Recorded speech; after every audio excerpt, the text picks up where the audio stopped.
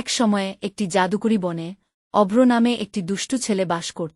অভ্র বনের প্রতিটি কোণে অন্বেষণ করতে পছন্দ করত এবং একদিন সে লিলি নামে একটি ঝকঝকে পরীর সাথে হোঁচট খেয়েছিল। উত্তেজিতভাবে অভ্র লিলিকে ৩টি ইচ্ছা পূরণ করতে বলেছিল। লিলি সদ হেসে বলল, আমি তোমার ইচ্ছা পূরণ করতে পারি, কিন্তু মনে রেখো, সত্যিকারের সুখ ক্ষমা ও বিনয় থেকে আসে। তার পরামর্শ উপেক্ষা করে অভ্র চকলেটের পাহাড়, খেলনা দিয়ে তৈরি একটি দুর্গ এবং সোনার নদী কামনা করেছিল। অতঃপর তার ইচ্ছা পূরণ করার কিছুদিন পর চকলেট তাকে অসুস্থ করে তোলে, খেলনা তাকে বিরক্ত করে এবং সোনা তাকে আনন্দ দেয়নি। অনুতপ্ত বোধ করে অভ্র লিলির কাছে ফিরে গিয়ে ক্ষমা চেয়েছিল।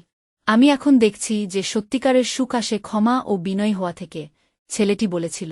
লিলি একটি হাসি দিয়ে মাথা নাড়ল। মনে রাখবে, সন্তুষ্টি এবং ক্ষমা হল সবচেয়ে বড় জাদু। সেই দিন থেকে অভ্র এবং লিলি সেরা বন্ধু হয়ে জাদুকরী বন জুড়ে আনন্দ ছড়িয়ে দেয়।